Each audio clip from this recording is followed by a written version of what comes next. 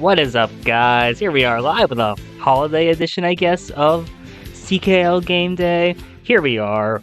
We have some great playoff matches that we had to talk about from last week, some updates on matches that are happening for finals coming up, and I guess some great content from around the community that we just have to go and got a great week overall for some good CKL stuff. Yo, Helix, what up, my dude? Yo, Bo, also in the chat right there. Self-proclaimed #1 fan. Appreciate the love, guys. Appreciate y'all stopping in today. I know it's not exactly the biggest game day we're gonna have because there's one match happening. Granted, it is D1 finals. Not a lot of matches to talk about. In fact, I don't even have an interview planned. So we'll see what we're going to be doing today because, quite frankly, I don't know, but hey, let's go. Franken, yo, shout out to you being here as well. Hope all is well with you guys in chat. For all the Americans here, hope your Thanksgiving went well and stuff like that. I'm recovering from being sick, so I'm pretty good right now. So hoping everyone else is having a really good time, which is whatever it is and whatever they got going on right now. But that's enough of that. Let's start talking about what happened last week. We had amazing matches.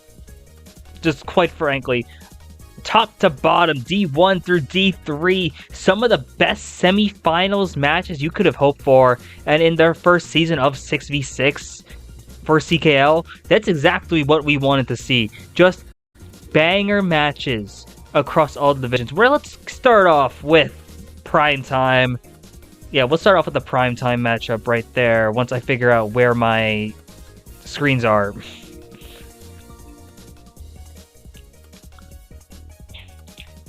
D1 semifinals was quite a show, to say the least. Like, honestly, you couldn't have scripted this any better. We start off with game 1 here. Peach State Patriots against Ontario United. I know, quite frankly, Peach State Patriots, kind of a surprise to make it in the playoffs. I know people expected Texas at the start of the season, but Texas kind of never gathered. Same with UA. UA, there was quite a few fans who thought they could make it in. Didn't happen. We thought people from UC SoCal would be enough. We thought Super FX, we thought Cairo was going to be it, but no.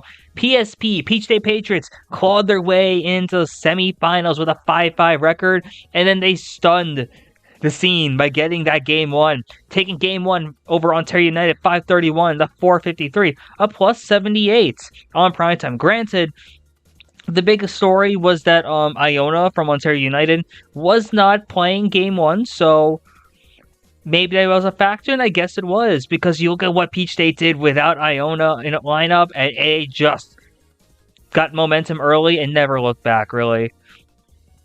Actually, I think they lost the first race in a 6v5, but aside from the point.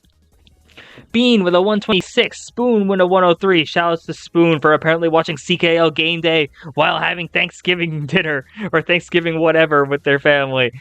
Love to see that here. Luxatone with a 90, Guy Fry 82, Wisp 68, and Sourdough 62. We knew Bean would step up when needed, and that's exactly what we saw. Spoon also stepping up when needed, really being the clutch factor here. And really helpful, yeah. Yeah, top 4, race 1 to 5v6. I do remember hearing that, yeah. Then for Ontario, Moo 99, Doc Proc 82, Helix 79, Justin 75, Guilty 72, Bonkers 45, PB Piranha Bot with a 1. Obviously, you hate to see the 5v6, but for Peach State, to get the first game off and put Ontario on the back foot, really impressive win for them, and really establishing a lot of momentum for them early on. But then, you look at what happened in Game 2. Game 2, we saw Iona come back. Iona woke up. And with that, Ontario had just played out of their mind. Ontario takes the win, 529 to Peach State's 455 plus 74 win. Iona's headlined by Iona, or Ontario's headlined by Iona with 141. Doc Proc following with a 109. Helix 86, Moo 70, Bonkers 62. And Guilty 6-0. That is right, Franken. Iona is a bad man. Like, what you see here, like that's like Iona was one of my picks for MVP, honestly, for Division 1. In fact, I still believe Iona probably should be Division 1 MVP, and you can see why. As great as the players on Kutztown are, as great as players like Cairo, Greg are for their teams, I think Iona just has so much value for Ontario. And this 141 really puts things into perspective here. Meanwhile, for Peach State, you're looking at Bean with a 101, Wisp with an 87, Spoon 83, Guy Fry 70, Luxatone 59, Sourdough 55. But for them, once we saw Ontario get ahead here, we weren't sure if PSP was going to be able to come back. But, like, especially with this dominant performance from Iona, and they're playing warm too, we didn't think we were in for what was potentially going to be Game 3, one of the best matches of the year. Game 3. Oh my gosh. 494 Ontario to Peach State's 490. Ideally, this is one of the best performances we've ever seen from anyone here. You're looking at Iona with 127, Dogfrock 109, Guilty 88, Moose 66, Bonkers 55, Helix 49, then on the end of Peach State, 99 from Spoon, Bean with a 92, Guy Fry 87, Luxatone 86, Wisp 73, and Sourdough 53.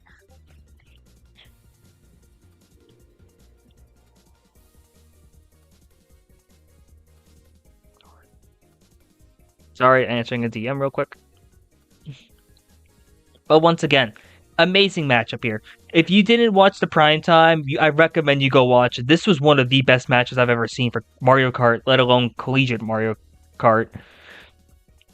And it's just really showed. It was close. This really came down to the last race, where up till like race 9 or 10, no team had a bigger point differential of like 14. It was all like single digit races. It was absolutely insane watching this matchup unfold in front of our own eyes. And like commentating this with Elephant 6-2, just like amazing overall, honestly. And shouts to Ontario for clawing out the +4 win. Peach State have nothing to be ashamed of here. Being this close to finals. Really that close. Really, it just came down to Sky High Sunday just having a few bottom spots there. Just wasn't able to seal the deal quite enough. But really, a difference of like 2 spots, Peach State would be in finals. Or we could have went to a sudden death overtime GP. Shoutouts to Dynamo for the follow. Thank you, Dynamo, for that. I thought you would have already followed by now, if I'm being quite honest. But hey, glad to see you on board here. Hoping you're having a good day, man. But yeah, amazing match. This is something like, if go follow the CKL. Go for CKL. Go watch the CKL VOD, whether it be on Twitch, whether it be on YouTube. This was such a good match to watch. Contender for match of the year at this point. We don't have an actual match of the year award, but we might as well soon. Let's go on to D2 semis. Virginia Tech versus McDaniel Green Terror. Now this was on the Shock Spot side stream that was happening alongside Prime Time, and that was the best. That was great. Having like, you got to see 3 matches go on at once during Prime Time, and it was amazing here. And if you weren't watching what happened in D2, you missed an absolute masterclass from Ice, especially. Ice and Cynical popped off. And this is what you expected from Virginia Tech. So in the season series, Virginia Tech lost both games due to forfeit against McDaniel. So we didn't really have a lot to go off of here.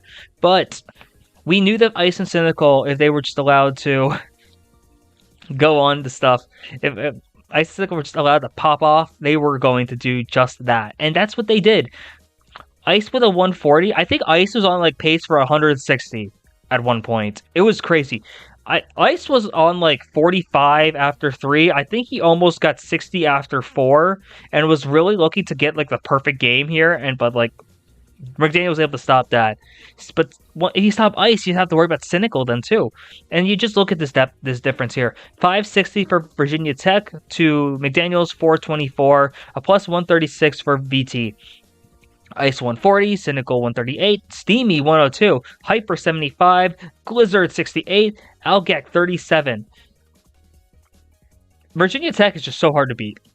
Really, it's really been just them and House Divided in D2 for who's the best team in D2, but both these teams are really solid, so that'll be an interesting finals. And you can see why here. Ice and Cynical, and now having Steamy also like really step up as that third option during semis. Massive. It's so hard to stop Ice and Cynical, and having a third and fourth options who are really able to just hold down the fort makes it super strong for VT here. Meanwhile, for McDaniel, 107 from Shamchez, Glacial with 95, Cobolo 90, Sambert 66, Daggett Bear 34, I'm sorry if I butchered that name, Senpai NH 32. Top 4 boss did not play game 1, which does hurt McDaniel quite a bit, not having their best player, but Shamchez stepped up with the 107, and Glacial and Cobalt played relatively well as well. It's just they weren't able to top Ice and Cynical, and you could tell that Ice and Cynical was just on another level. I remember Cynical swapped to like Funky Kong, like not even before the last race, like by like race 9, and during this match, it was like they were kind of toying with McDaniel, if I'm being quite honest. We didn't think it was going to be close, but D2 CKL is my favorite reality TV show. You know what? That's arguably true. I'm waiting for some random romantic love plot to come up besides from the rumor that Nox and I were dating. But I'm waiting for some like romantic plot, and then we really have the reality TV aspect of CKL here, just in D2. Moving on to match 2. Virginia Tech 520 to McDaniel's 464. From what I heard from Sandbert, Virginia Tech started to just kind of mess around here. That's why the deficit isn't as crazy. And Zay already carry. Zay does carry for romantic subplots. That is true. The love.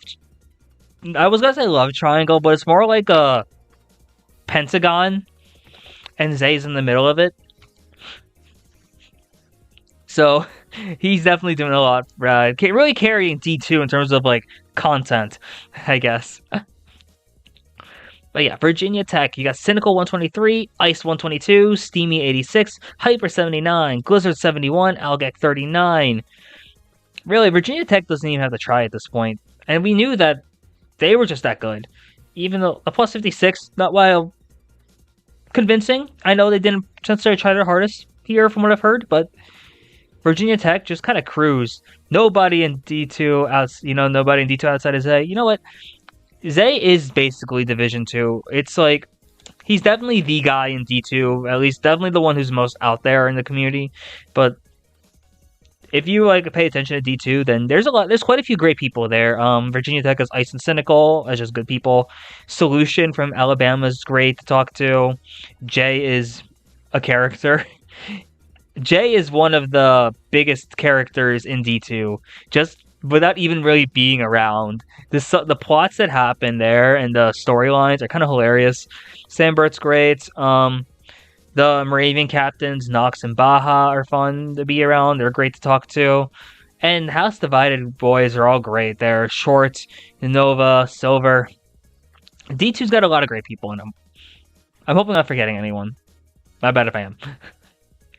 Meanwhile, for McDaniel Green Terror, Shamchez 111, Top Floor Boss 102, Glacial 82, Sambert 77, Kobo 164, Senpai NH 28. Not the ideal run for McDaniel here, but I think this is going to happen. If it was McDaniel, if it wasn't McDaniel, it'd be Morgan State or Moravian or Alabama, and I think the same thing would have happened for them. I don't think either team outside of House Divided had a shot against Virginia Tech, and there's a reason why Virginia Tech kind of just cruised through semis. But congratulations to Virginia Tech. McDaniel taking the upset on getting third in D2. Good for them overall. Okay, D3. D3 was one of the dramatic events. We will save OUA UAH because that was a movie. Iona, Nebraska. On paper, I think everyone expected Iona to kind of just clean up And that's kind of what happened in Game 1.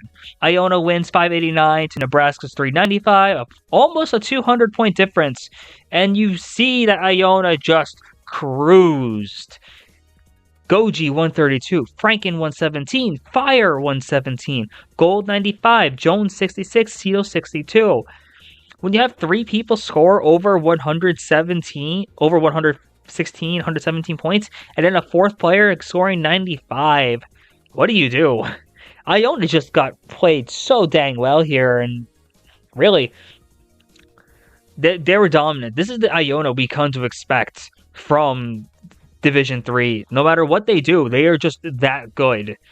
And no matter what lineup they have, they just cream almost every team here, and it's just so hard to keep up with them, especially with their kind of running presence. If you watch their watch their VODs, analyze that play style, just an absolutely dominant team. Like one of the most dominant runs I've ever seen in CKL, seen in Mario Kart competitive like ever. Meanwhile, for Nebraska, Mark with 88, Saracen 75, with Bob 67, T-Bug 61, Zoo 52, Mop 52.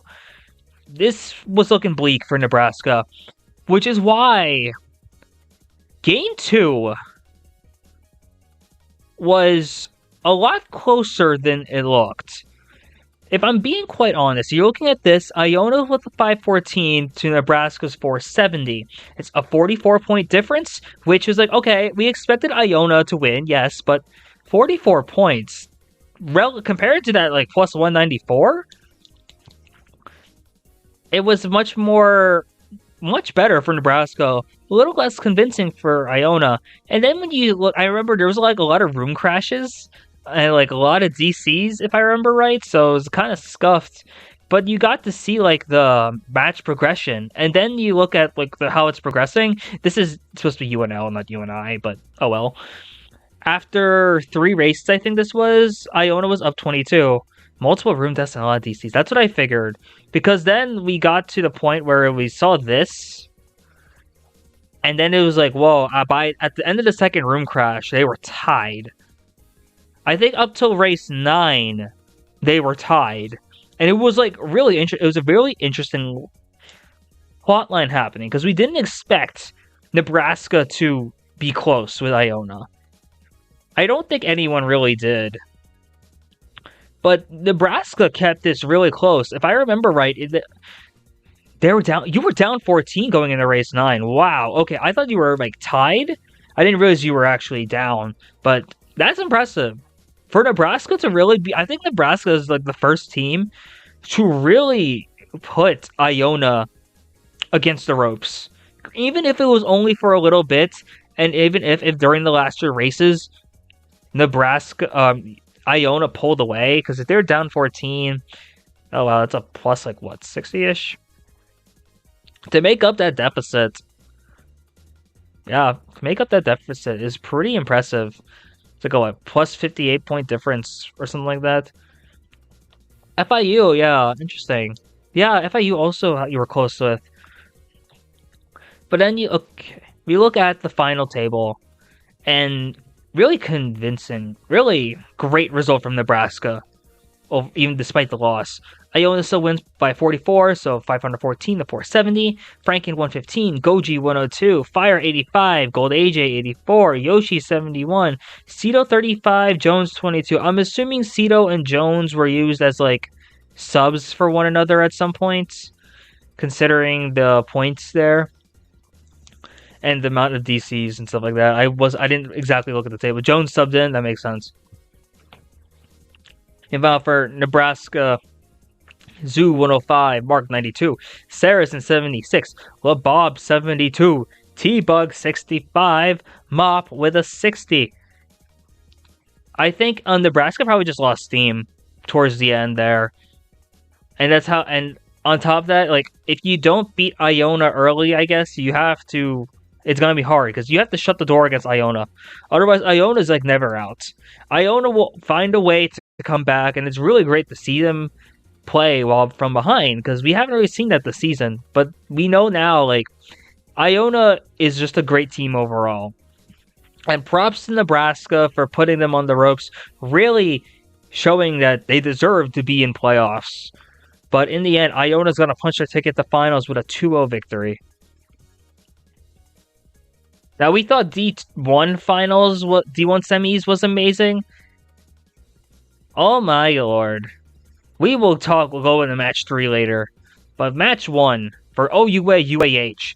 Now, I remember thinking OUA was going to win this, but I knew that I had a feeling UAH was going to be able to take a game because UAH has been playing relatively well.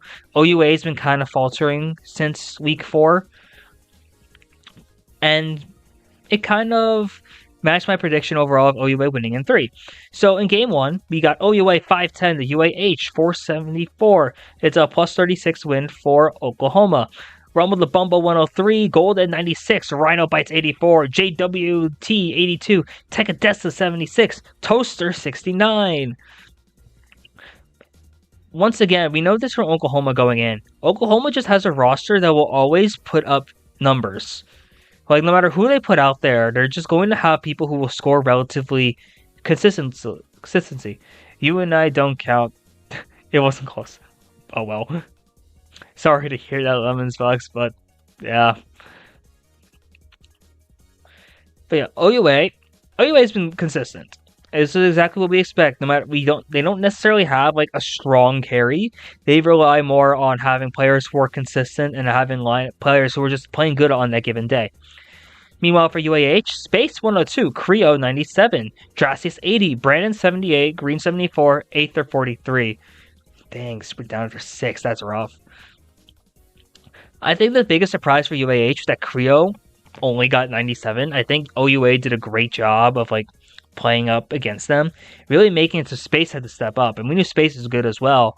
But really, limiting Creo from UAH is incredibly important because I think Creo is going down as a scoring champion for the regular season. No, Creo is a scoring champion of the entire league, if I'm correct.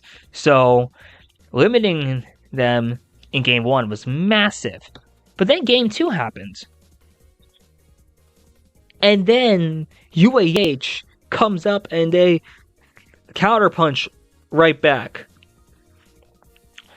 UAH wins 503 to Oklahoma's 481, a plus 22 win for UAH. Creo with the 120, giving back to MVP-like numbers. Green 111, Space 91, Brandon 74, CT 54, Dracius 53. Yeah, Creo and Green and then Space.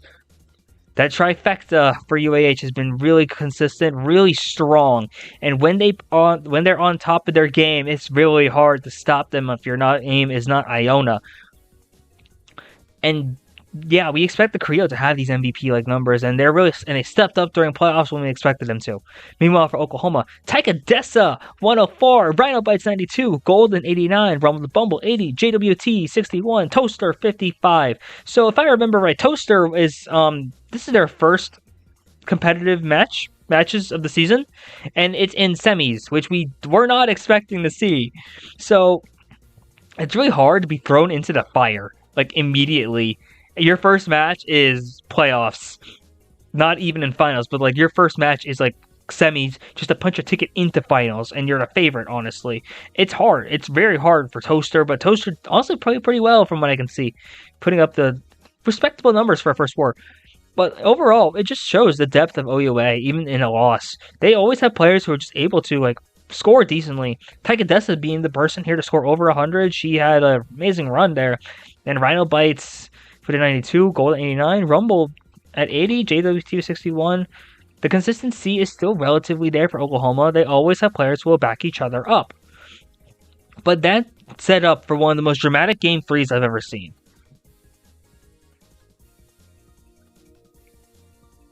Which included a redo of a race, multiple DCs, I think, and this was a kind of a mess of a table.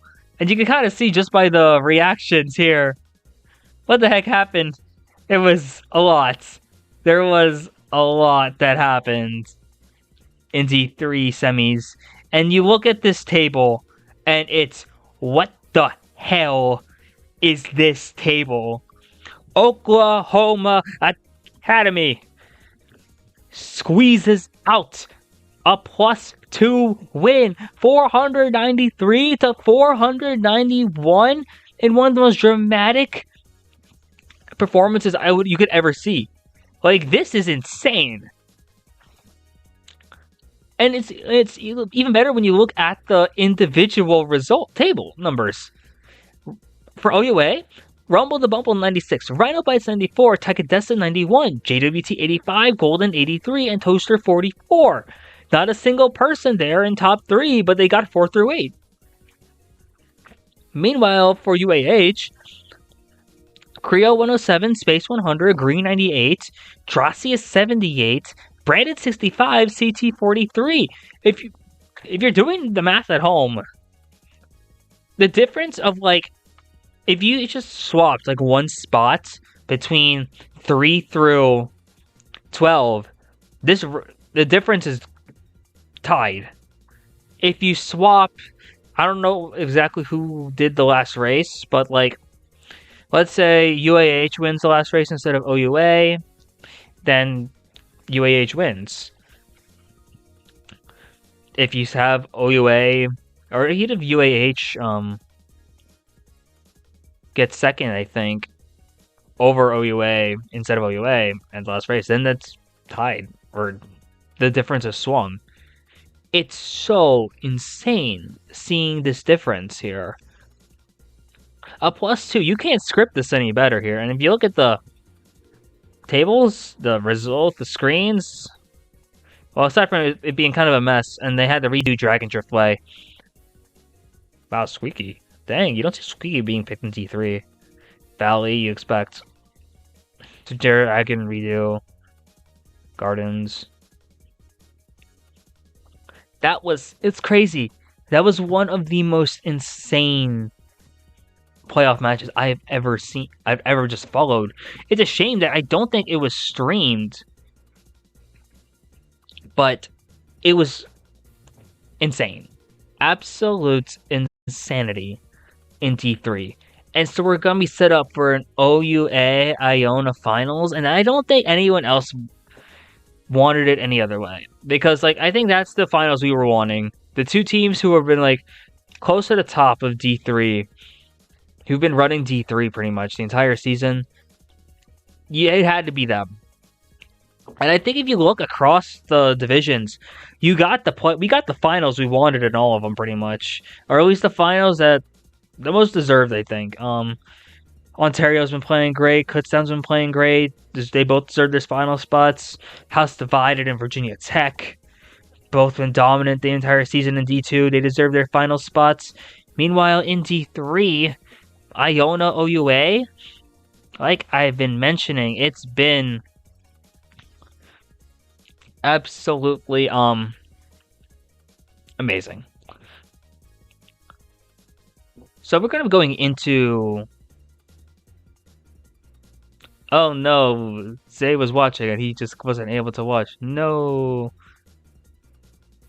Sydney Sprint. Nice. So, yeah. Amazing stuff from there. Now, and I think I promised I was going to show this at one point, so I have to. Where is it? Because D1, as great as D1 was, we got some media there now too. We got like a bit of a meme.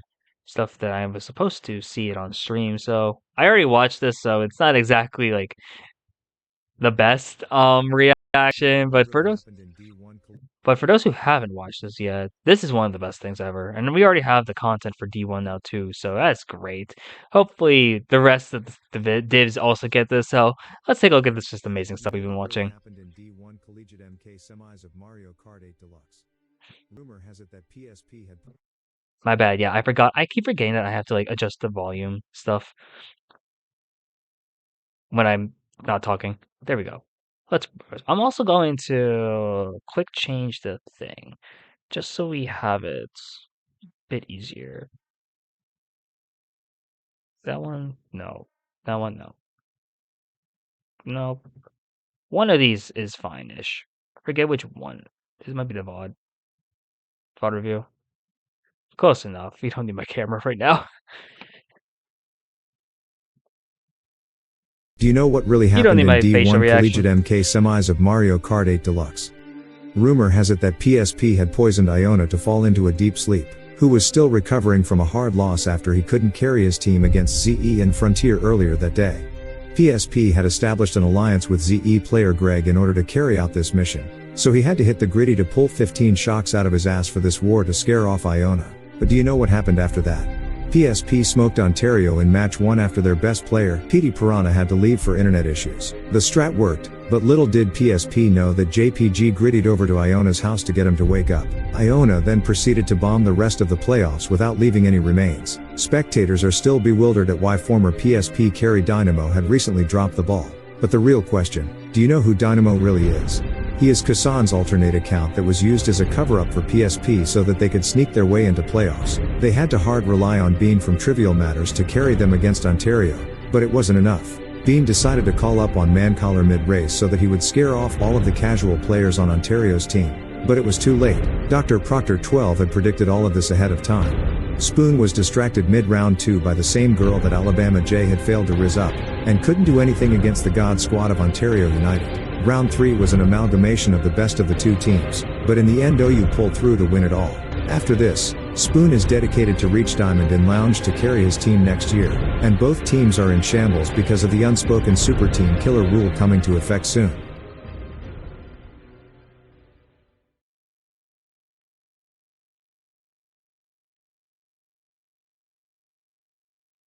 Amazing work, by the way. That was just amazing content. I love the fact that our community has content like this now. And yeah, more or less, that's exactly what happened there. If I'm being quite honest, Dynamo never playing, it basically meant that Kusan never played for Peach State, which was rough. And like, I think I had that in my list of like, why Peach State was potentially even able to make playoffs. They just had the Kusan factor, but Dynamo never played. So the grittying is also true. You know what? I was thinking about this like when Ontario United signed up. JP Givener actually went to school in Ontario, I think. So we could have had JP Givener on Ontario United. So this whole thing actually would have been true. I do imagine that JPG did go gritty over to Iona's house and woke him up, and I guess it worked. We all saw it happen, and it's really a shame. But yeah, what the D1 lore is crazy. So if you look at the D2 lore is all about how players have no riz. The D1 lore is about players just pulling the gritty, hitting the gritty, pulling 15 shots. Greg did pull 15 shots. Remember watching that? I imagine all of that is true, and I completely believe you. I have no doubt in my mind that that's all true, and that's exactly what we expect to happen here. I don't even know the D3 lore is. You could argue the D3 lore is the help desk during what happened during UAH OUA. That was a lot. I'm not gonna. If you really want to look at, if you really want to read it, you can read it yourself. But like, the D3 lore, I guess, is OUA UAH in the help desk. I am not reading all this again. I read it once while I was like doing homework, and I'm like, I hate this. Why are we here? Gonna take a quick break before we do predictions to say that recruiting channel is now up for all those players we're looking to play in MKU. MKU will be happening in January. For those who don't know, MKU is basically the premier team tournament for Mario Kart. Now that I think about MKU, probably will be changing its name at some point because of Nintendo guidelines, but a lot of players here in CKL are looking to join a team, and there's quite a few leaders of teams within the server. I see Bo typing now. Also, so that's great. There's quite a few leaders of teams in the server. So especially if you're like D2, D3 and want to get into like the bigger community, this is a great way to do it now that we have the recruiting channel open. So yeah, I think Bo is about to drop their recruiting message live, which is hilarious. NFL Electric, the Grimm's troop leader, Grimm, solid guy, follows me, so I can't be wrong. NFL Electric is kind of a more experienced team. If you want to like take that step up, you could go there. Lethal Vendetta is also a relatively higher team for entry level. So If you want to take the step up to like D13, you could. Only Friends, my team, I'm gonna post a message at some point too. We're looking for a couple players. We're looking for people who are a bit more established, but we're also looking for players who will fit in socially instead of just war bots looking for score. MK University, for those who don't know, I named MK University. I'm the guy who named it, so props there. That's led by Waluigi Silver Dynamo. It's really aimed at players who are in the college scene, which is great for them, and they're open to a lot of. It's a great entry level point for them. Um, Bo was about to send a message there. Spicy Fortnite skin drop when? What is this? Okay, what does a spicy Fortnite skin even look like? Because I doubt they're gonna put me in there. Because it's like I'm not exactly like the kind of person you want to see in Fortnite. But if you put my me in, then it's just um Shaquille O'Neal, and that's an entire like funny thing. And there, Bo's team, U-turn. If you tuned into week 5, the CKL episode from week 5, Bo was able to advertise for their team. U-turn is a great team. It has a few college members there already who can accept all skills. Hi, Bo. Strategic ad drop timing. You know what? Yeah, this is just the time for people to start like messaging. If you're a player, this is also the time to start sending out like that you're looking for a team. Because I know a lot of I had people message me beforehand and saying, "Hey, I'm leading a team. Is there anyone in CKL you recommend I look for?" Well, there's like a ton of players I can tell you who I know you should be looking for. But the easiest way to get your name out there is just to post the looking for team message. There's a lot of people here who will be helping you find teams. And if I'm being quite honest, I recommend you look at the teams that will be posted in recruitment and not just go to the MK8DX server because if I'm being quite honest, I don't trust half the low div teams in that server. And I kind of want all the college players here to go off to somewhere that's one, decently well run, and two, not ran by a bunch of immature idiots. Not naming any names, but there are people in my mind. If you really want to know, you can DM me about what teams to avoid at the low div level.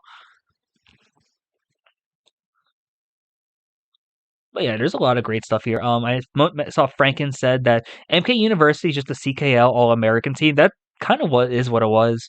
For those who don't know, we could go into the MK University lore at some point. Talk about how that actually happened. Because I don't know, like I know a lot of people here played with MK University. I just don't know if people understood how MK University was founded either. Which would be, if you want to talk about that, we could go into that. There's a lot of stuff I have an entire like hour of the stream I have like blocked off for like nothing. Mario Motors.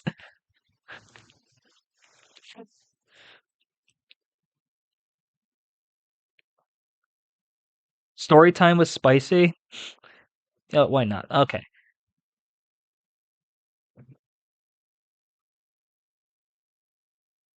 Let's take a quick look.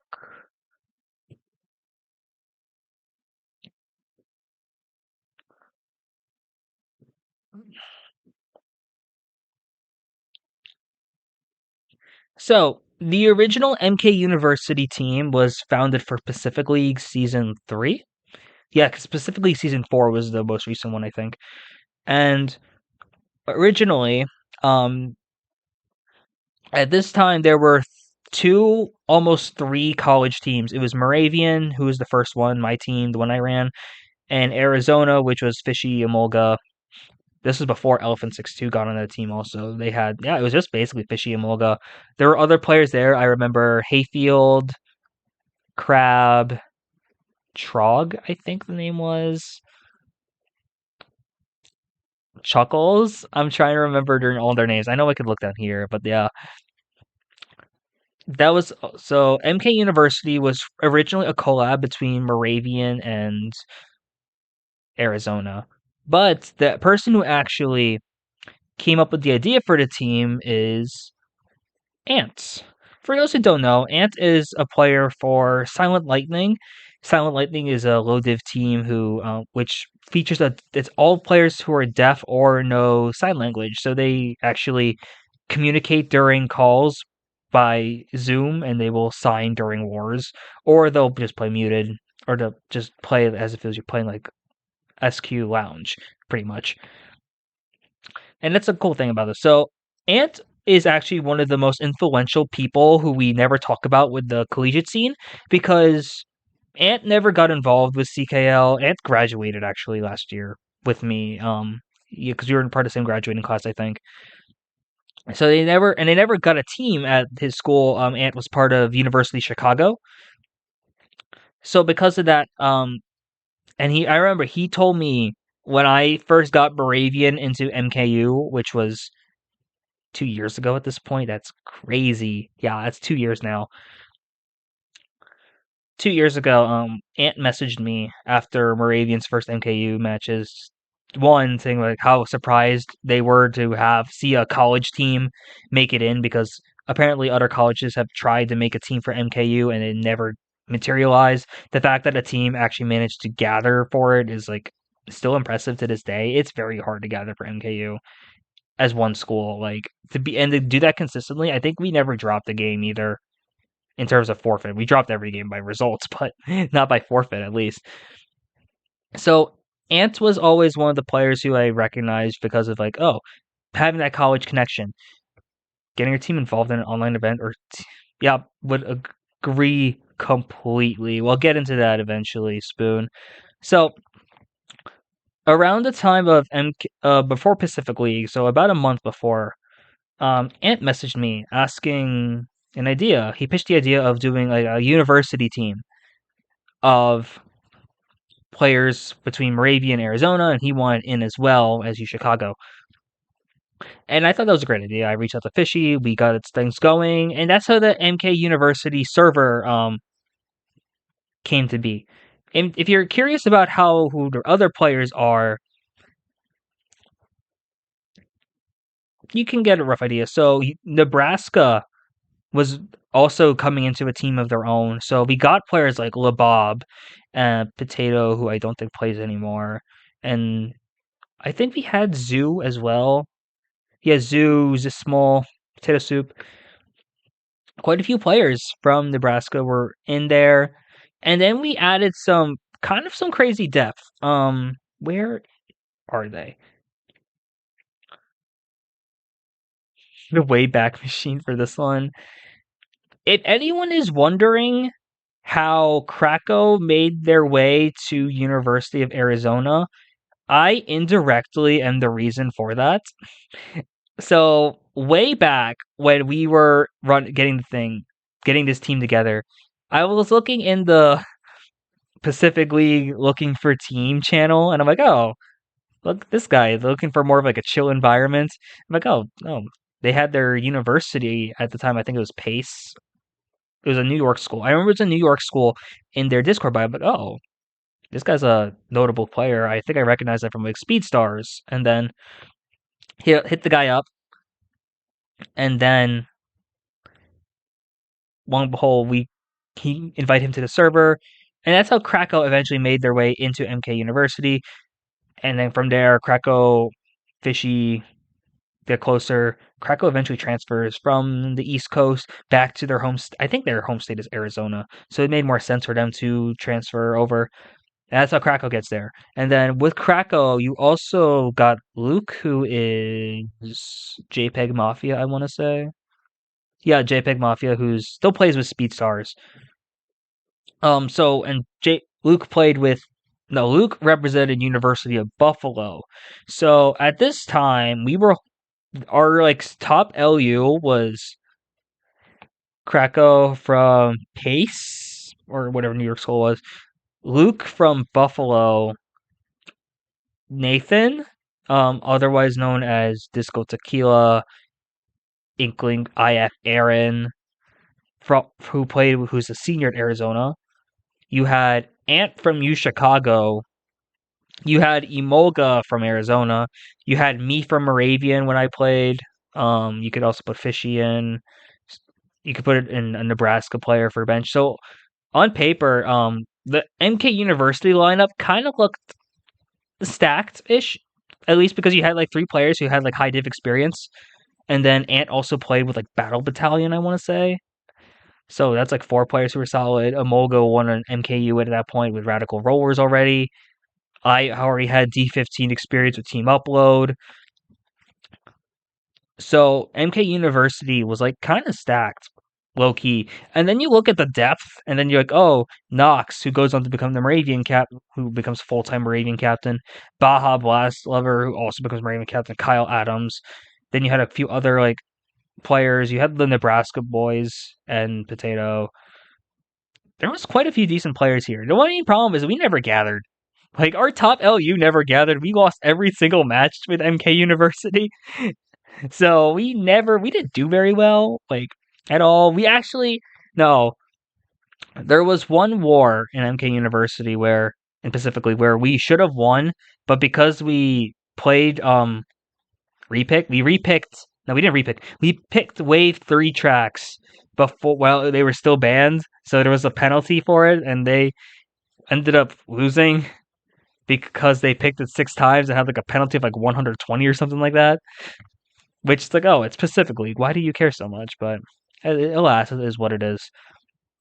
But yeah, it's crazy because if you look at the MK University server now, it's a complete different. It's a complete change of the guard, pretty much. Um, I'm barely active in it. Ant left a long time ago. Fishy's no longer in the server either, and it's like MK University is very different from how it was a year ago, but it's now being run by great people. Waluigi, Silver, Dynamo are all amazing people, and I'm really happy to see MK University really stick around. I'm hoping for the best for them. Gonna quick look at their roster right here. In fact, why not? Let's just do a little bit of a what teams. If you're looking into going into recruiting, going out into free agency now that the season's about to end, and we'll go into like final predictions and all that too. But oh yeah, he's gonna put some music back on, so I'm not just talking. Where is MK University?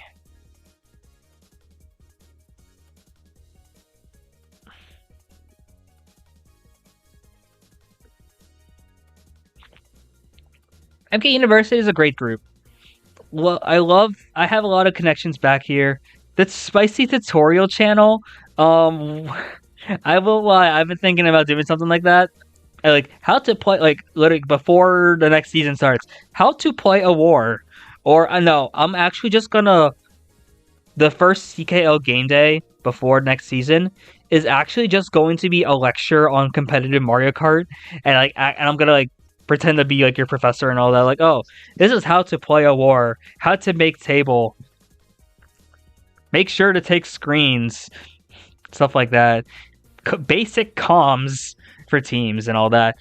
Why we should not be running Yoshi Valley, things like that. What is bagging? Why is bagging still viable no matter how many times we try to kill it? Why are the casuals bad at this game? Things like that. Spicy lectures. You know what? That's true. Angle. The Moravian group can attest to the fact that I have given them a lecture before, and I guess they didn't hate it, so maybe. And if there's interest in it, if I actually do a lecture for CKL, maybe we'll do a Kahoot at the end of it too, because why not?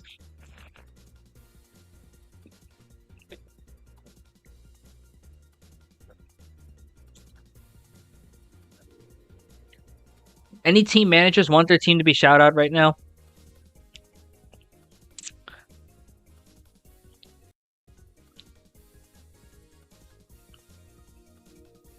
I shout them out anyway. U-turn, yeah, we love U-turn here. I have to ask Bo at some point to get me an invite to the server just so I can like even just so I can ally for the team. Oh, Cicada's on your team now. Ooh. But yeah, U-turn has a lot of great people in them. Thank you, Bo. Just to ally with you guys would be kind of fun to do. Yeah, Shamshez is on your team. Yeah, great prospect by the way. Really thinking they're gonna do something big there, so I'm happy. I'm excited.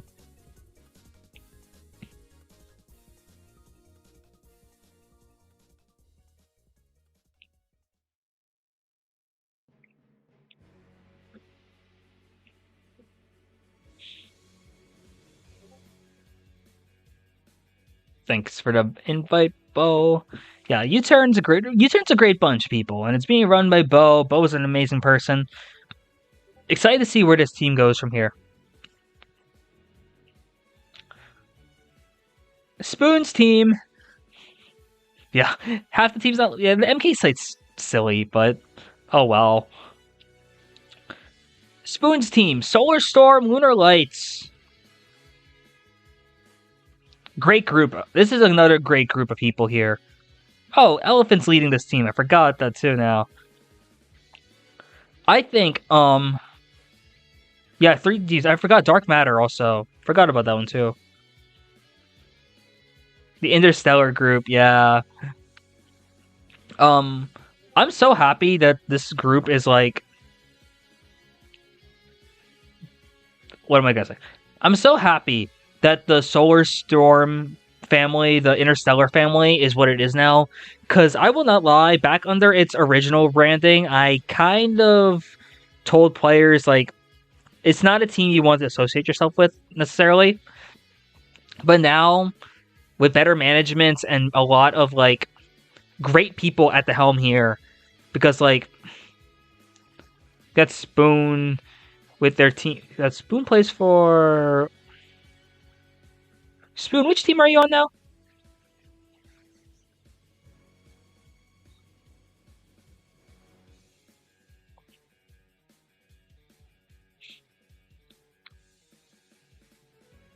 You're on Solar Storm. Okay. Gotcha. I don't know how I just missed you, but oh well.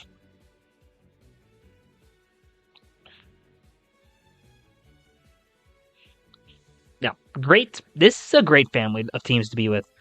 Oh, you're with Retard Racers for Frontier. Ah, that makes sense. That makes sense. That explains a lot, actually. I'm like, where is... I think I was looking for, like, Solar Storm. They're in Frontier, and I'm like, where are they? And that makes sense now. But yeah, the Solar Storm family, really happy to see where they're going with now. Almost made the gold bracket. That's good to hear. That's great to hear, actually. I actually have no idea where my team is in Frontier because I have not played, and I know with the Buzz OF Egg family, it's more so get the other players some experience instead of going in like super competitive, but it's great to hear. And yeah, you look at Lunar Lights roster, you got Elephant there, Luxitone, Wispy.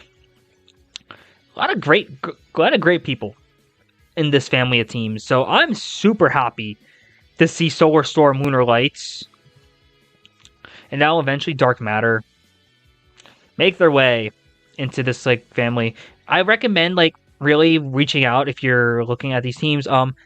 Spoon, is Dark Matter like a third team? I'm trying to make sure just I have that right. So like, is Dark Matter like the third team under Lunar Lights? Before I spread misinformation here, which would be kind of iffy. While that happens, I will look at other teams as well. Just gonna give the tour around like the community for people who are looking at teams. Especially for like D3, I think this is like a really D3, D2, and a free agent. I think it makes sense to take a look at some teams if you're really looking to play in MKU. It's like Spoon mentioned, like playing in what is the off season. It's considered as collegiate off season, is only going to make you better.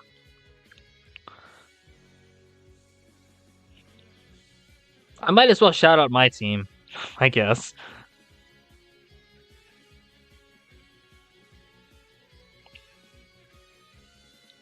Only Friends. It's part of the Buzz family. Originally, we were Buzz with 2 Z's. And then now you have Egg as well. D3, the third team. Buzz was like D10.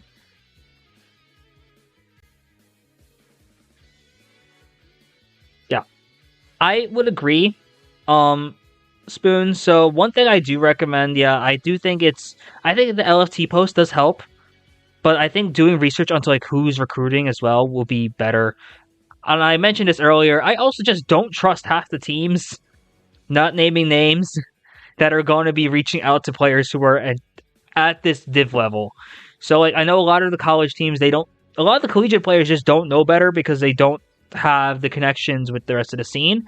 But like I'm so scared that some players are just gonna just get picked up by a team that I don't think is going to be ran very well, or is just going to die after like 3 weeks, and it's still gonna suck, and they're gonna have a tainted experience because of that.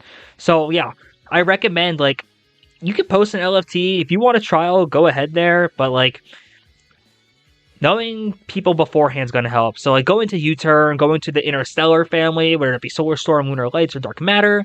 The Buzz family is going to be looking for players still. Probably not Buzz, but I can tell you for my hand, Only Friends, we're looking for a couple players. We're mostly a team about like chemistry and vibes. So even if you're like newer to the game, we could make exceptions for you. And Egg, you see there's at least one college player here, Baja Blast Lover. They're a relatively new team aimed for younger, more or less experienced players. Maybe not so much younger, but like they're looking for players as well. So reach out to like the players there. Reach out to like me if you want to be in the Buzz family. I can connect you there. Get you some people. Get you some invites to servers, trials. Other teams you could go into.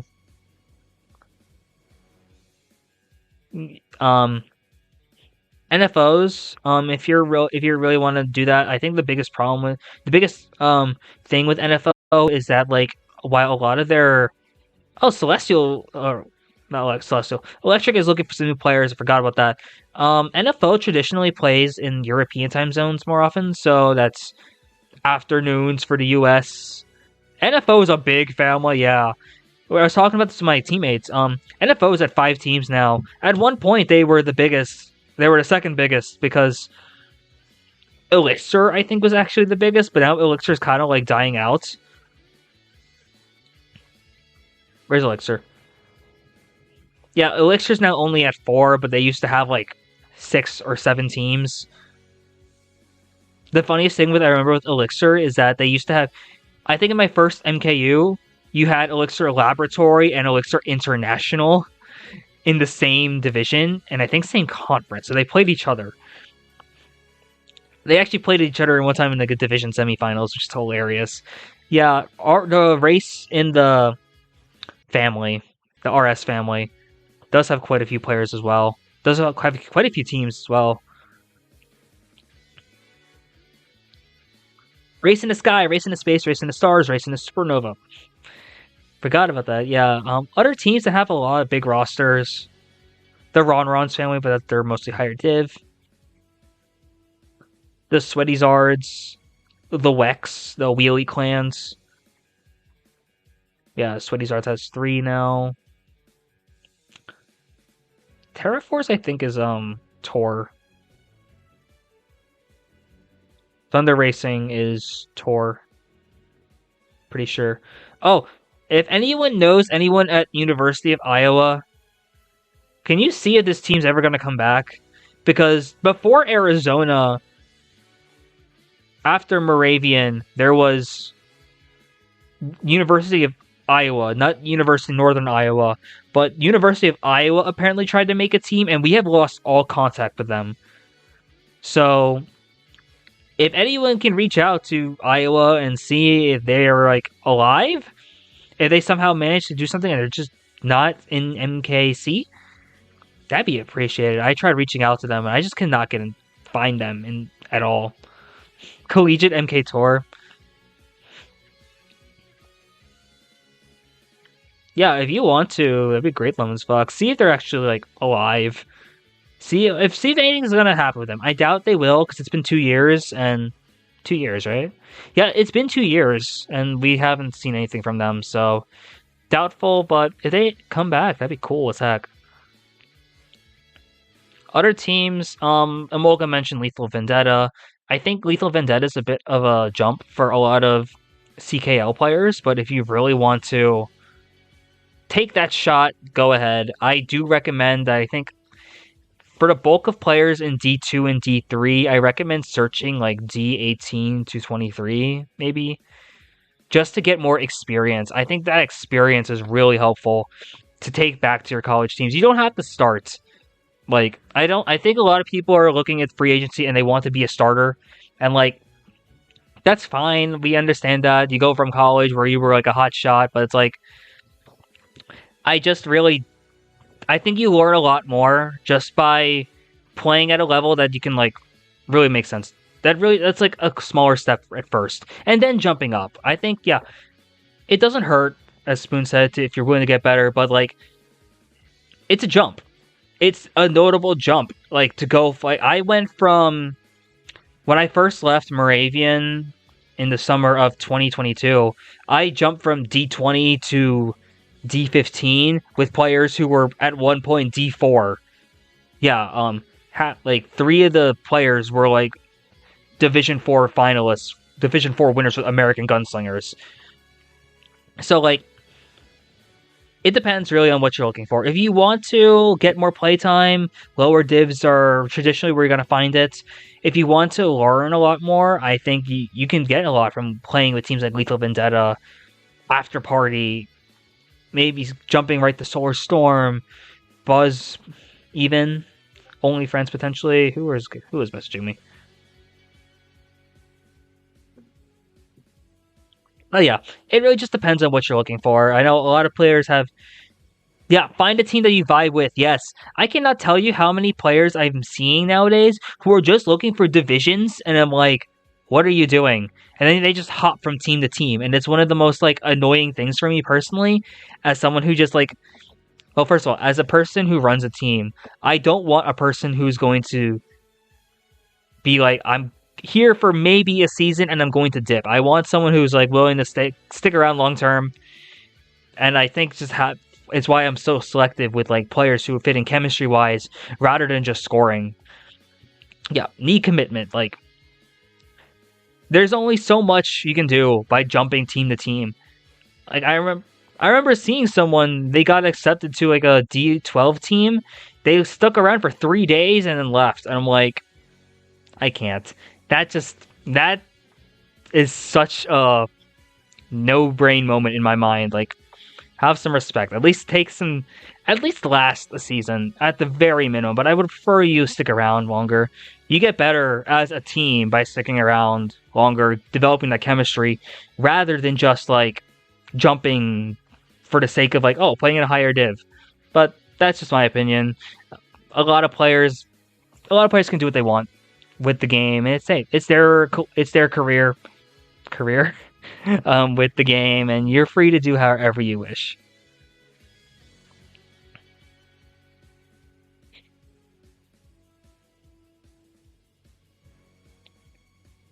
I'm trying to think, yeah. But if you're, like, interested in, like, a team and you don't know much about them, or if you're, like, curious, feel free to reach out to a lot of the CKL players.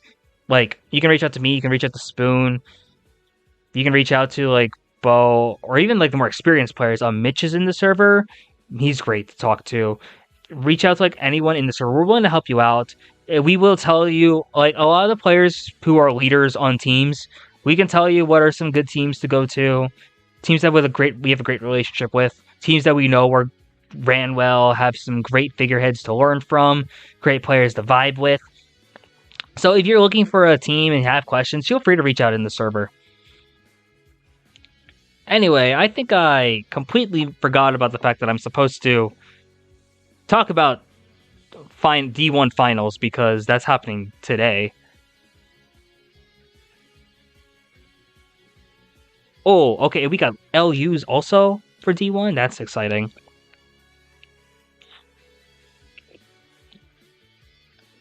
Now, I gotta figure out a way to do, like, stream. I gotta figure out a way to, like, get the runtime up, because if I'm being honest, I don't have a lot of content for this week.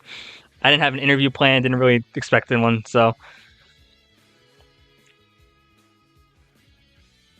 We can save D2 and D3 finals for next week, because as far as I know, those will be happening next week.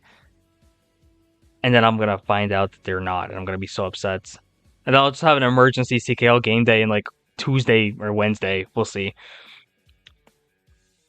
Okay, D1 Finals. Kutztown University, Ontario United. I had a feeling Ontario would be here. Kutztown, I had a feeling could be here as well if the cards played right for them. And you need a little luck and you need a lot of skill to make it this far. And these teams both deserve to be here. They split the season series, if I'm correct.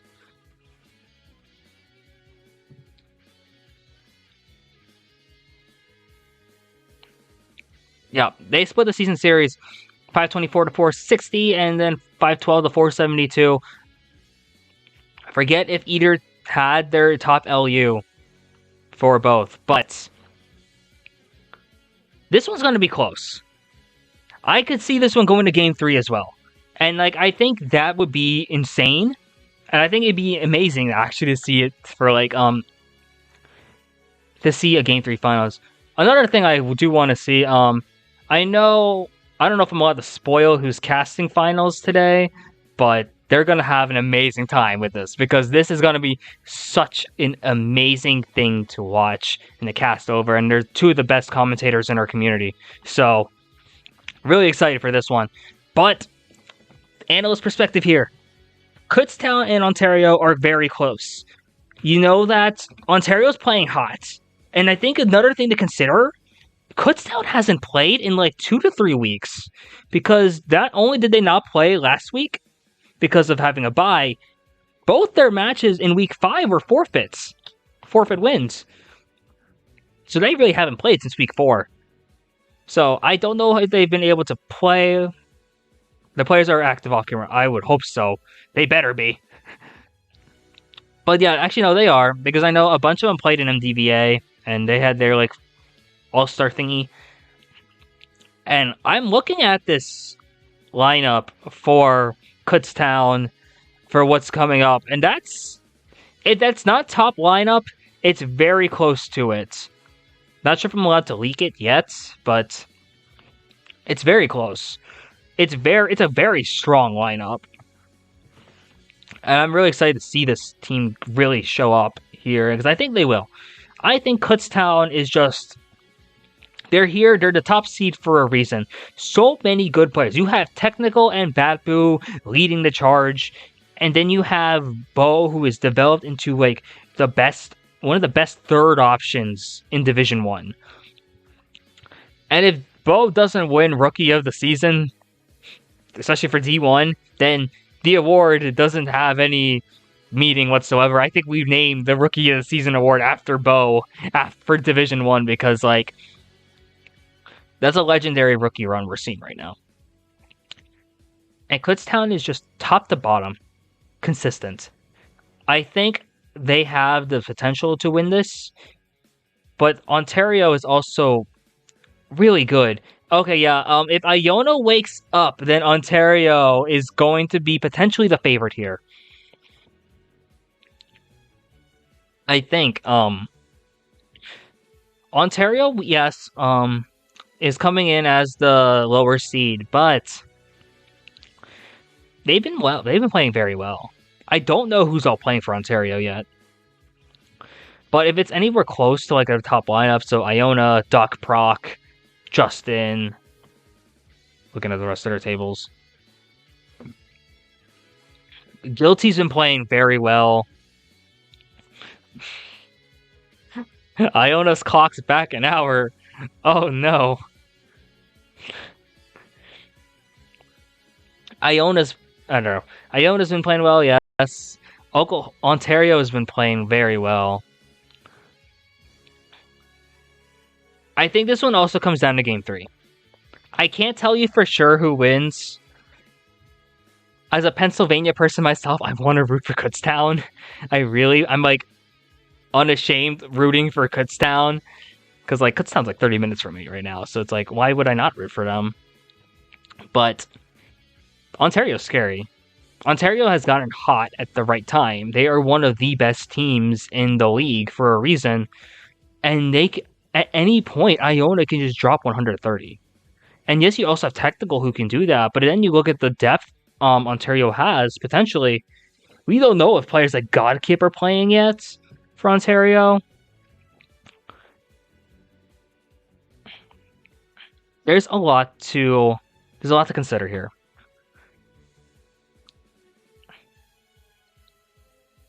I think Ontario wins game 1 probably. No, I'm gonna lock in Ontario game 1.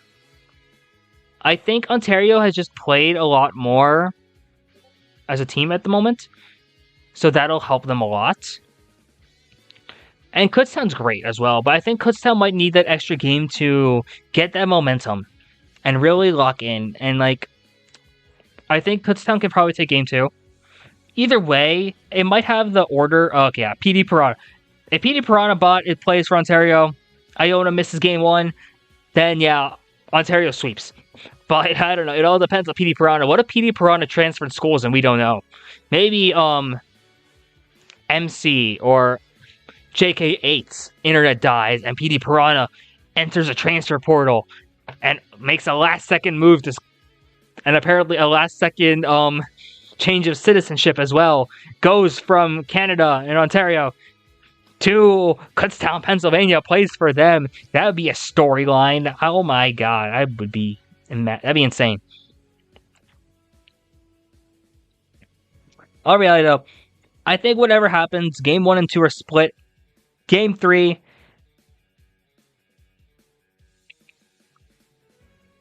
I'm going to go. Do I want to do the most cliche answer possible here? We could do that actually. I'm gonna go Kutztown in 3. I think Kutztown wins 2-1. Not only do you have players like Technical and Batboo, who are just 2 of the best players in the division for a reason, but Kutztown also, I think, has just better chemistry. I think over a 3-match set, the better team generally wins. So, and I think head-to-head, I think Ontario might have a slightly deeper lineup. I think if Ontario could potentially just put out a better lineup than Kutztown, just on paper. But I think Kutztown just has a lot more chemistry.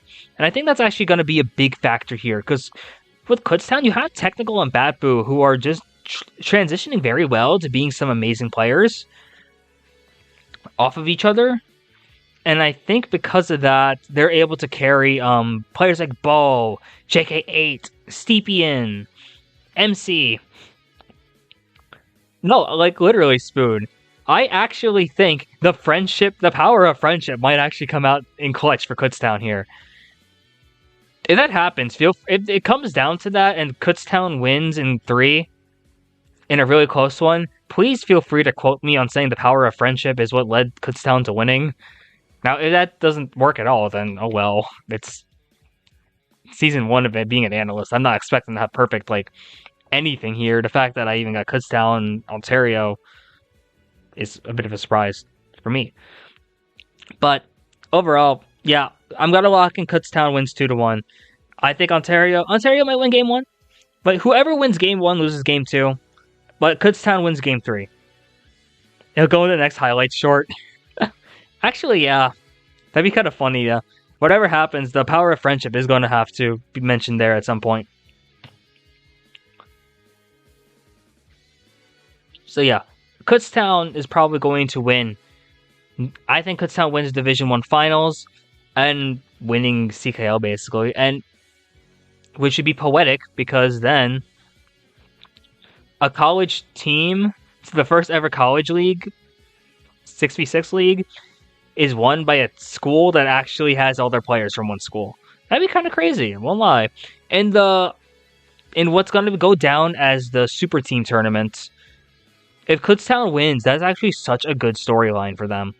Obviously, I don't have the script on me, but that'd be really fun. That'd be really cool to see, a team it's one school, not even a Division 1 school, NCAA Division 1 school, wins against super teams. It'd be insane. And if that happens, then I have an American flag behind me somewhere. I might just come out to my next stream, open up with that USA, USA, or I'm gonna come back and it's Canada, Canada. Middle of nowhere, Pennsylvania will go hard. Literally though, it could be worse. It could be a school in like Lancaster or Schuylkill. Some like random place in Pennsylvania that no one cares about. Could be Erie. No one cares about Western Pennsylvania. I'm kidding. I said as an Eastern Pennsylvania person, but nah, no one cares about Western PA. They're Ohio for all I care about. I'll go into more depth later on, but what the heck? I'll go into more depth with this next week, but House Divided, I think, beats Virginia Tech in 2.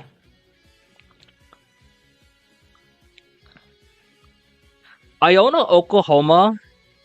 I think someone mentioned this is Lakers Celtics, and I think that's actually really appropriate here. These are two of the most. This might go down as one of the best rivalries in CKL history. In fact, this warrants an entire like analysis beforehand. Like, it's only been one season. You can make like an ESPN 30 for 30 with just these two teams. Like, the story behind those two teams goes so hard. Like, hold on.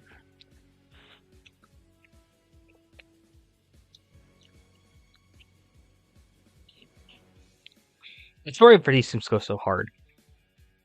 I remember like one of the Oklahoma players like talking about Iona playing Iona in finals before Nebraska and Iona even played, and that was one of the hardest moments. Honestly, I know that's even better. The fact that you're good friends with OUA. It's not like you guys hate each other, which is why I'm happy about it. That it's you two here. I don't want to see like. Okay, I kind of do want to see college beef, but not between you guys because like. Actually, no. I saw beef in Division 2, and that Division 2 is just the most dramatic division of this entire league. So I'm happy that we have like a wholesome rivalry between Iona and Oklahoma, because the other rivalry we saw, only other rivalries we've been seeing is like kind of mean, malicious, but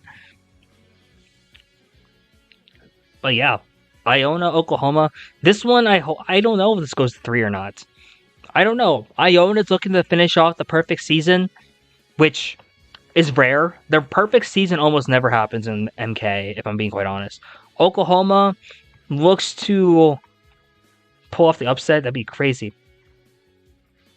True. That's true, Franken. If a Max School pulls up, it's on site.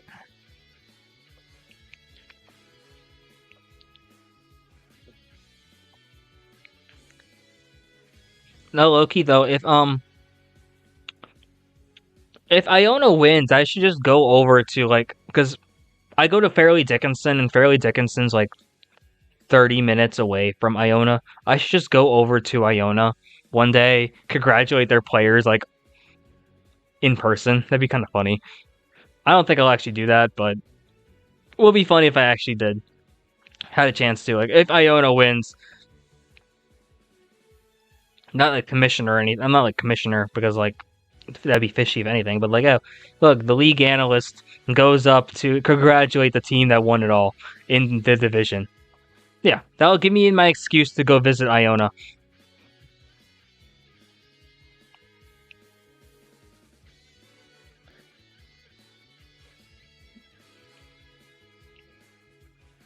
So yeah, I'll save the analysis for that one later on. But the big thing is, in Division 1, I think Kutztown wins. Division 2, which will happen next week, House Divided wins. House Divided is just too good. And Division 3, this happens next week. We will, oh, that's a great question. I'm actually going to talk about that next, Spoon. And yeah, in Division 3, that warrants an entire episode for next week about just that finals alone. What teams go D1 next season? If we're being honest, the hard thing is, we have no idea because of the super team rule kind of throwing everything off. If you look, I'm gonna quick take it back to the podcast. So I'm gonna pull up my Google Drive.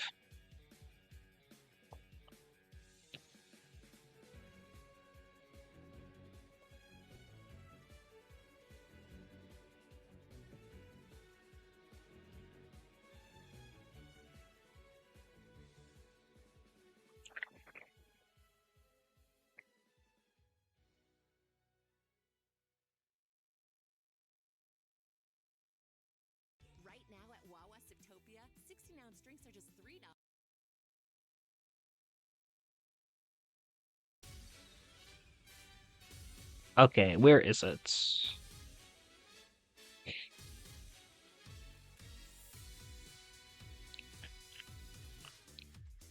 Let's take it back to the original seeding stream, and we'll see, like, this is what the teams were. So, overall seeding, okay. Texas Unified, this is a super team, they probably don't happen. Ontario's a super team, they don't come back. I don't know about Arizona. I don't know if Arizona 1 or Arizona 2, how that's gonna work yet. So, until the rosters are figured out, I actually could see Arizona dropping, depending on who's on which roster. Kutztown is going in as number 1 seed. For now. The UC split. Oh my god. Yeah, the UC split has me for a loop. I actually don't know what happens with UC. Because, like, UCSD's got good players, UCLA has good players. But until I see that roster, like, in full, I won't know for sure where either team goes. Yeah, UA2 is something in progress. I don't know who's on UA2 besides Elephant Six, though. House Divided is one of the biggest enigmas because if you don't know, House Divided is Michigan and Michigan State. And for some reason, these teams are only going to get better. House Divided is actually kind of crazy because,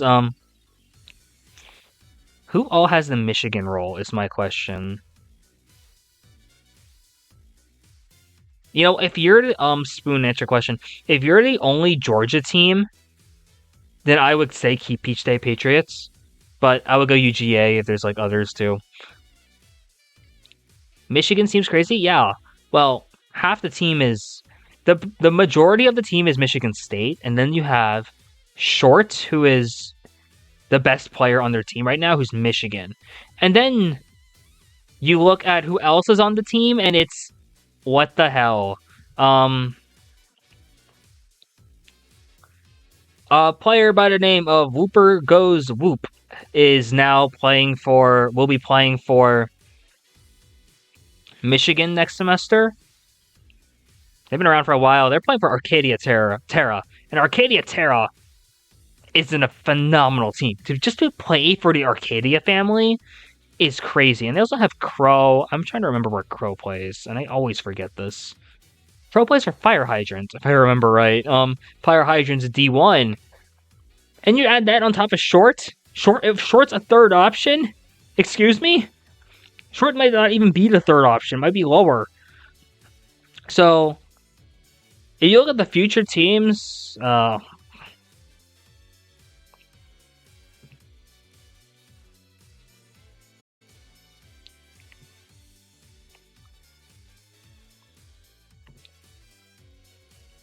could just do an entire new sheet, but oh well. Season 2. Potential on teams. I also don't know how many teams you're going to have next season, because that will actually change everything.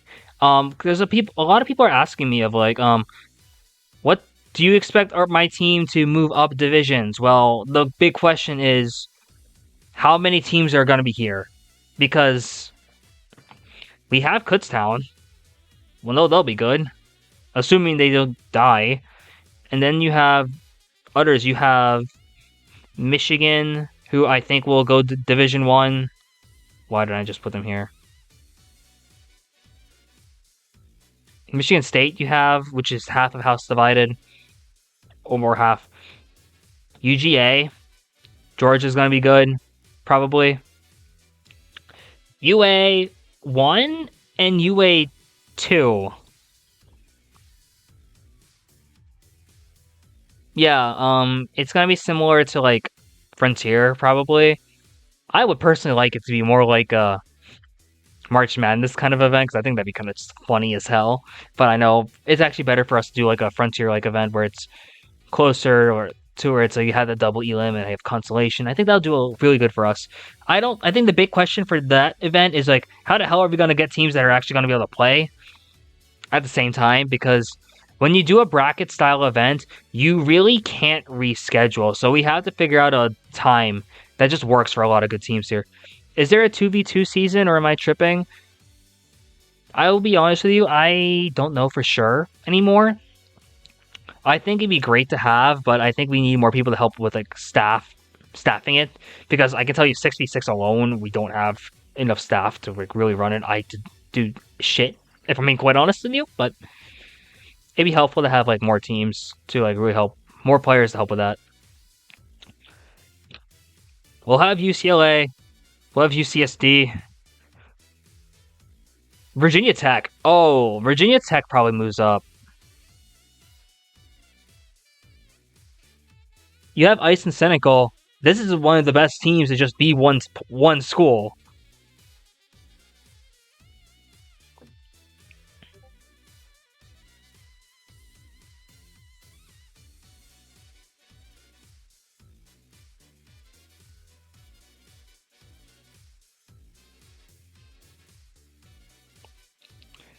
VT is probably going to be D1. I don't know if they're at the level of Kutztown, Michigan yet, but they're better than teams like Morgan State, Moravian, I think. Okay, what other schools here are not combined? I don't know if McDaniel comes back. So McDaniel is actually secretly a super team because they're McDaniel College, or I forget if it's college university, but whatever. McDaniel, University Maryland, Towson, which is all schools in Maryland. I don't remember if they have anyone else, but so I don't know if McDaniel comes back next semester. And if they do, if it's just McDaniel, then because like Shamchez is Maryland, top 4 boss is Maryland. Someone convince Fate to come back, and then Maryland might be one of the scariest teams in the league. But yeah, otherwise, I don't think McDaniel. If McDaniel is by themselves, I don't think they play very high. They place very high. Moravians here, Morgan State, Leeback. Who else? Nebraska, Leeback, I think. Oklahoma, Iona. The great thing about Division 3 is that literally all of them are, assuming they all come back, Division 3 is great because they're all like single school. CSUF, FIU, EIU, UAH, UNI. Oh, Bama. Bama's also good. And this is like, we still don't know. There's rumors of Darky's school, which is a school in New York. I forget which one. They might be becoming a thing. I saw players from like Champlain College, from like Vermont, come in, and that's exciting. There's so many like schools we don't know about yet that could potentially have something. I would imagine UCSD has like a ton of players that we've never heard of and just don't know of yet because they just never did anything with competitive MK before. But if you just look at who we have here, I'll just power rank them, I guess. We'll put UGA for now. Why not? UC, give me UCLA. Give me Michigan State. This is completely no basis at all for anything yet. UCSD, UA, probably both of them because I have no idea. I have to turn off my notifications for the server. Yeah, only mentions.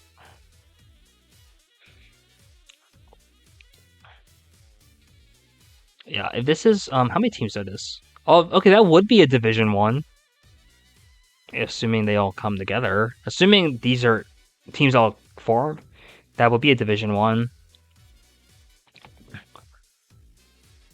Iona is probably top of division, would be a Division 2 team. I don't think Iona has it yet to be Division 1. I just don't think they have the game knowledge yet to really put them in Division 1, but they could make it in like next year, like early next year. Same for Oklahoma. I think Oklahoma is probably a Division 2 team. I would probably put Morgan State, Alabama. Give me UAH. It's either UAH or Moravian. Doesn't really matter at this point. Moravian might go up over UAH, but yeah, we'll see. But I think Iona and Oklahoma are probably better than Morgan State at this point. I think Iona beat Morgan State in the scrim before the season even started. Iona is a very solid team. Oklahoma as well, who they're keeping up.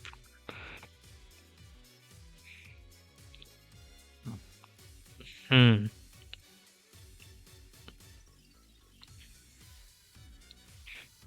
So I put in the. I trust. Yeah. Oh, you also did. Yeah, it's true. See, I still think Iona and Oklahoma are over Morgan State. You could argue Alabama, Morgan State. This one I really don't think matters, but they're all within the same div. It's funny. Meridian, Alabama, be able to play. UAH, I think would be D2. Does FIU move up? Does EI? No, EIU and FIU don't. I would probably put UNI. UNI solid, and then Nebraska. I still think Nebraska's Huskers.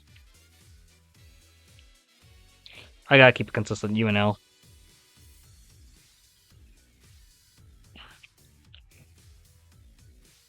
That would be a Division 2. And then, yeah, are all those ratings probably taken? Yeah. 1, 2.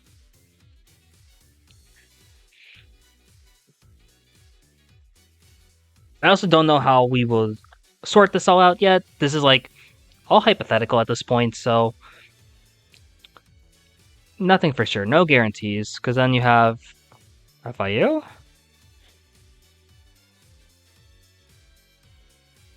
EIU, CSUF,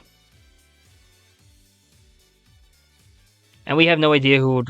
There could be more teams that we've never heard of come up, and then everything is messed up. But overall, depending on teams, a Texas team could be good, depending on which Texas school it is. UTSA has quite a few players. If Texas Tech ever gets a team, that's a potentially Division 1. Ontario would be good, but I think they're all from different schools. Arizona's probably either top of D2 or like borderline D1, just like they were this year.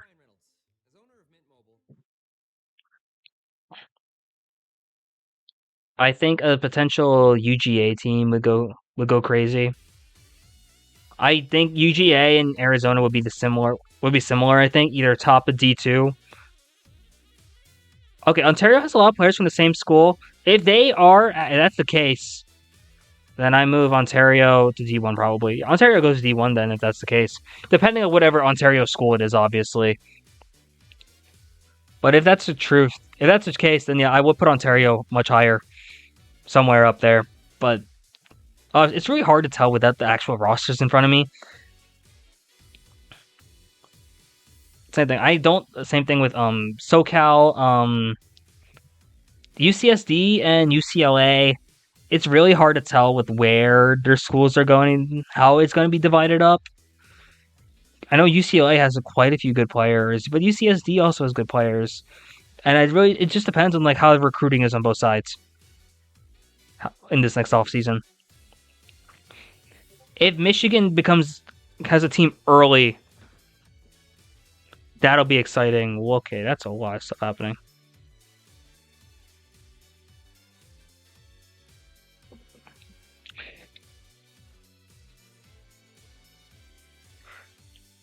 I was gonna say, yeah, UCSD.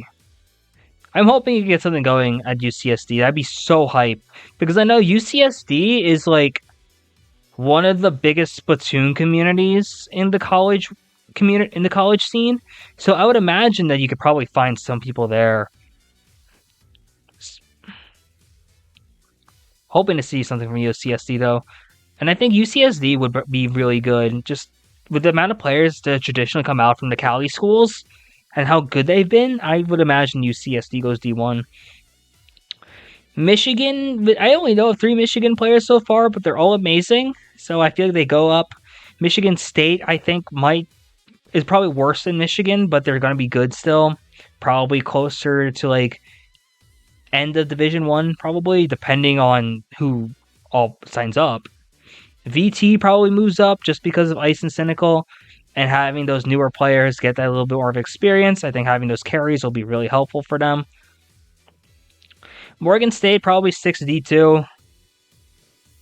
Zay is putting on great numbers, but I think not enough to really move the needle. Am I going to any major land soon? I'll mention that soon. Good to hear that, though. McDaniel, probably, I don't even know if they have a team next semester. Moravian will have a team next semester. I don't know how well they'll be. I think they'll still be D2, probably towards the end of D2. Huskers, probably at the same level as Moravian. FIU, probably stays to D3. I don't know if they'll gather. We had to twist rules for FIU to get in, so we'll see. Oklahoma's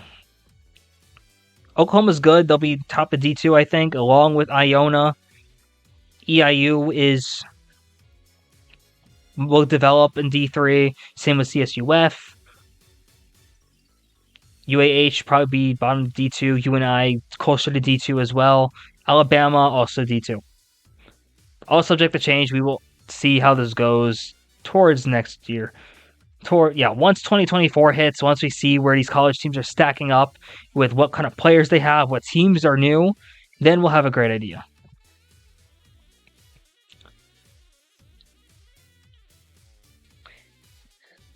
Am I going to any major land soon? You saw the spoon. I'm trying to go to MomoCon to cast Mario Kart, so fingers crossed. That's actually probably the big one. Even if I don't cast, I plan on going to MomoCon. That's definitely the one I'm really looking forward to. Because I didn't go to MomoCon last year, but I really wanted to. So I think that's probably the big one in 2024. I have it like my plans listed out for my events next year. It's unfortunate because I don't think I'm able to go to the Kutztown land that's happening next week. Which sucks because like Kutztown's so close to me, but I'm busy as heck and rough part of the semester for me, so I won't go to that. But next year, MomoCon's the big one. But I plan on going to Road Rage in McDaniel again. I'll go there. It's like that's the last one, so I plan on going to that one. Moravian will be hosting our own land, so I'll be there, obviously. If Kutztown hosts another land in the spring, I will do almost anything I can to make that a priority. I don't know if Avalanche, the Kutztown land, is a major, but it's going to be at least a solid regional. Like, even the Moravian tournament was a regional with, like, 24 players. It just had, like, 12. Half the roster, half the player pool was MKC, which is kind of crazy. So, not a major, but, like, a solid regional. So, what the heck? So, yeah, let's recap this just so I have it set.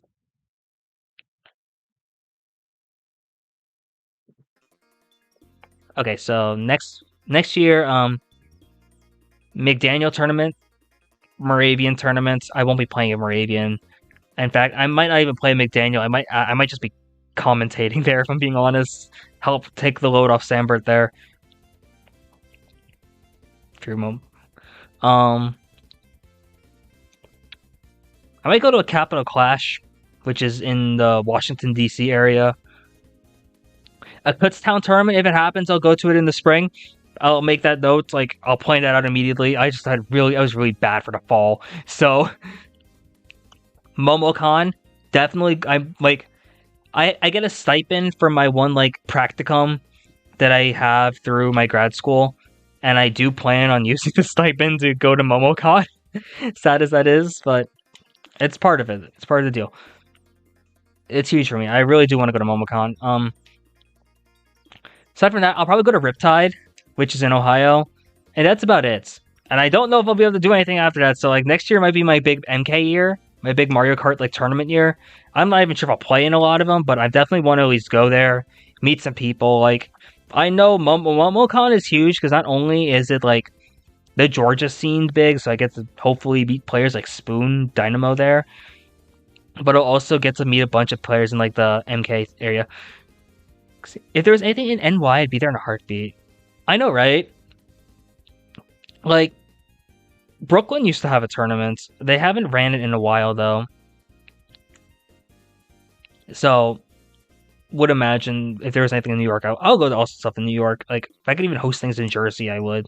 But I really just don't have the time to host anymore. So, it's the Cyber Hunt Cup for me, and that's about it for as being a TL. But yeah, LANs are the most fun you'll have playing and meeting players. Like, I can agree to that. I haven't played in a LAN.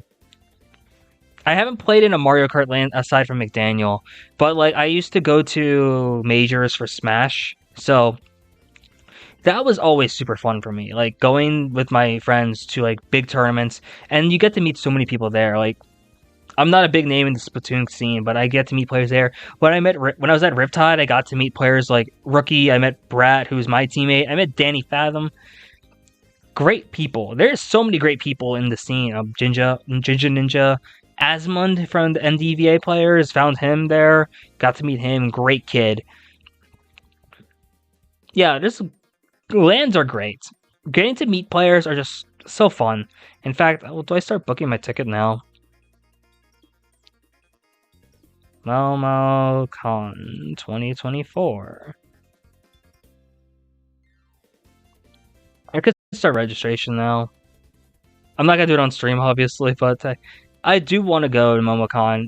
In fact, it's like there's like a 95% chance I go to MomoCon this year, which is I'm super excited for. Like, it'll be after finals for me. I'll still have like one of my jobs, but like, which is in the school, but I'll be able to go because I'll just work around it. So really exciting. And I remember watching MomoCon last year, thinking I really want to be there. So super excited to go this year.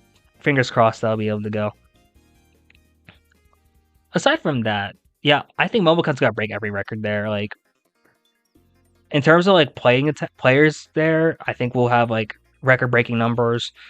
I think they'll need some more extra staff. They'll need extra casters.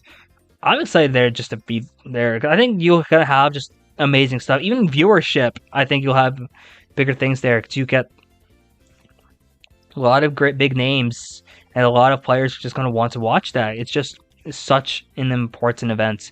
I gotta figure out who I'm gonna be going with. I was originally going to go with a friend, but I don't know if they'll be able to go now.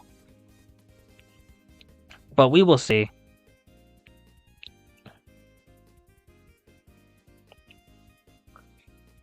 Okay. I might wrap up stream here, unless people are bored and want to watch me do like a Mario Kart, do my 96 track tier list. I could do that right now, but like, when is MomoCon? Memorial Day weekend. So that's, what is it? May 24th to May 27th. It's like Friday through Friday through Monday. You should go, Bo. You should go, Bo. Bring the KU group also. I might have a couple Moravian people with me, but could be not guaranteeing anything yet, but we'll see. We'll see. Oh, you're living in Florida over the summer? You're close to it. You're closer than you are to Kutztown. From Kutztown. It's in Atlanta. Would be hyped to see you there. And yeah, I think it'd be hyped. Maybe I'll do like a live CKL GameDay. Go get like a CKL like group photo or something like that. Have like a group meetup. That'd be funny as hell. First day of MomoCon, your 21st birthday. You know how fun that would be, I would imagine, to celebrate your 21st with like at MomoCon. Get it with a bunch of like college people too. I'll be designated driver because I don't drink, but like that'd be fun as hell though, I'd imagine. Trying to think, did any of my friends turn 21? I know one of my friends almost turned 21 in the Smash tournament, which would have been fun. But no, it was his birthday was a week later. So yeah.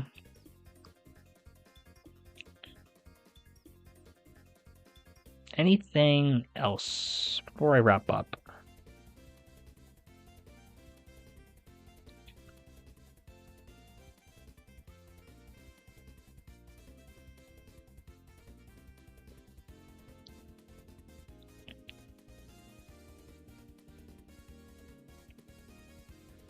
Okay, let's start looking at hotels.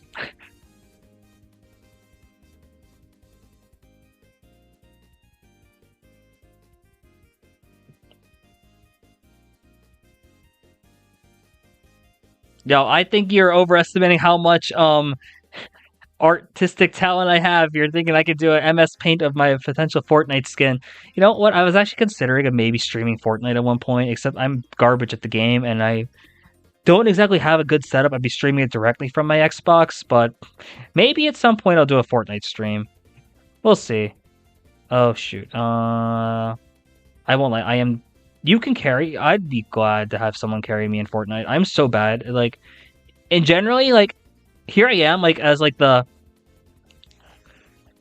Bama J is cracked. I hope so. Diamond rank, damn.